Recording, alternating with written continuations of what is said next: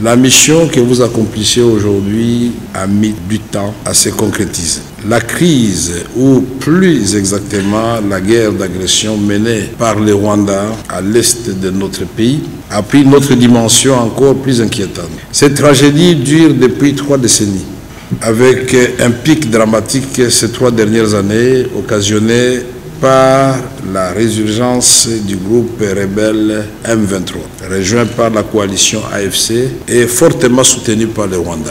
Des centaines de milliers de morts, des populations contraintes à l'exode à l'intérieur même de leur pays, des familles déchirées, des enfants déscolarisés, tel est le sombre bilan de la crise humanitaire qui se déroule sous les yeux d'une communauté internationale parfois timorée malgré les rapports accablants des Nations Unies et les résolutions multiples condamnant cette agression et documentant ses conséquences.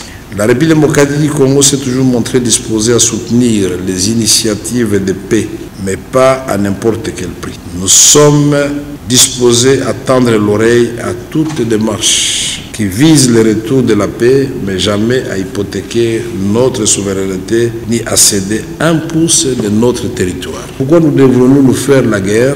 Pourquoi consacrer nos ressources à la destruction alors que nous pourrions investir dans les infrastructures, renforcer le capital humain, soutenir l'agriculture et promouvoir l'industrialisation à l'effet de créer des conditions propices à une croissance économique durable et inclusive dans l'esprit de Ubuntu, cette philosophie africaine qui nous enseigne « Je suis parce que nous sommes ».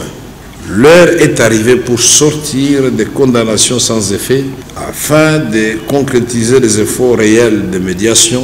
Depuis plus de 3 décennies, effectivement, la République démocratique du Congo, qui est l'un des plus grands pays de l'espace francophone, est confrontée à des conflits complexes.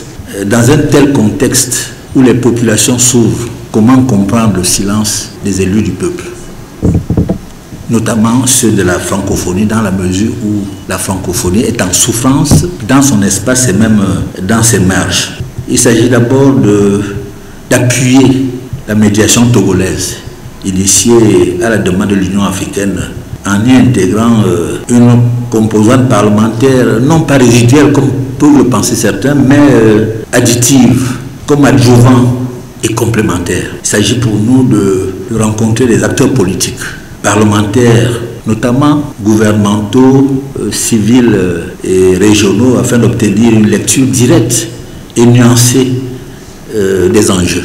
Car des enjeux, il y en a, des intérêts, il y en a. Il s'agit pour nous d'assurer un suivi politique, parlementaire, des engagements pris dans le cadre des accords en cours de négociation. Il s'agit, pensons-nous, de favoriser un dialogue entre parlementaires congolais et rwandais. C'est une ambition.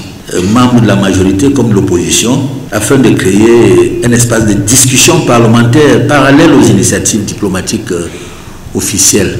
Il s'agit d'encourager l'inclusion des populations dans le processus de paix à travers une approche fondée sur la proximité et la représentation.